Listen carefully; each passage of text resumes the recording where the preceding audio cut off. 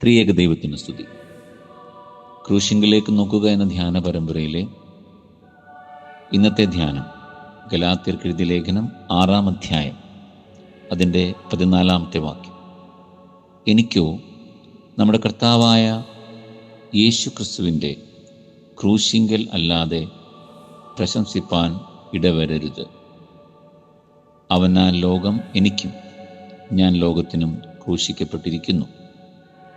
എനിക്കോ കർത്താവായ യേശു ക്രിസ്തുവിൻ്റെ ക്രൂശിൽ അല്ലാതെ പ്രശംസിപ്പാൻ ഇടവരരുത്. ആത്മീക ജീവിതത്തിൽ, ആധ്യാത്മിക വഴിയാത്രയിൽ, ക്രിസ്തീയ ശുശ്രൂഷയിൽ, ദൗത്യപ്രയാണത്തിൽ എന്തിലാണ് സന്തോഷിക്കേണ്ടത്, എന്തിലാണ് പ്രശംസിക്കേണ്ടത്?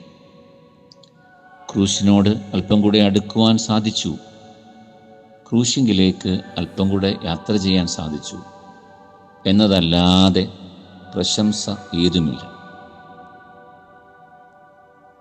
അക്കാലത്തെ ജനം തങ്ങൾ പരിച്ഛേദന ഏറ്റവരാണ്, മറ്റുള്ളവരെക്കാൾ ആ അർത്ഥത്തിൽ തങ്ങൾ പ്രശംസ അർഹിക്കുന്നു എന്നീ ചിന്തകൾ പുലർത്തുന്നവരായിരുന്നു. എന്നാൽ പൗലോസ് ശ്ലീഹ പറയുന്നു, തന്നെ പുതിയ സൃഷ്ടിയാക്കുന്ന ക്രിസ്തുവിൻ്റെ കുരിശാണ് പ്രശംസയ്ക്ക് നിദാനം. ബാഹ്യമോ ആന്തരികവുമായ ഒന്നല്ല, ദൈവത്തിൻ്റെ കുരിശാണ് പ്രശംസ. ജീവിതയാത്രയിൽ പലപ്പോഴും ചെറിയ പ്രശംസകൾ, വലിയ പ്രശംസകളൊക്കെ ക്രിസ്തീയ ജീവിതത്തെ വഴിതിരിച്ച് വിടാറുണ്ട്. പ്രശംസയ്ക്ക് വേണ്ടി പരക്കം പായാനുള്ള പ്രവണത, പ്രശംസ നേടിയെടുക്കുവാനുള്ള താല്പര്യം, പ്രശംസ വേണ്ട എന്ന് പറയുമ്പോൾ തന്നെ പ്രശംസയ്ക്ക് വേണ്ടിയുള്ള കാംക്ഷ ഒക്കെ നമ്മെ എല്ലാവരെയും ബാധിക്കും.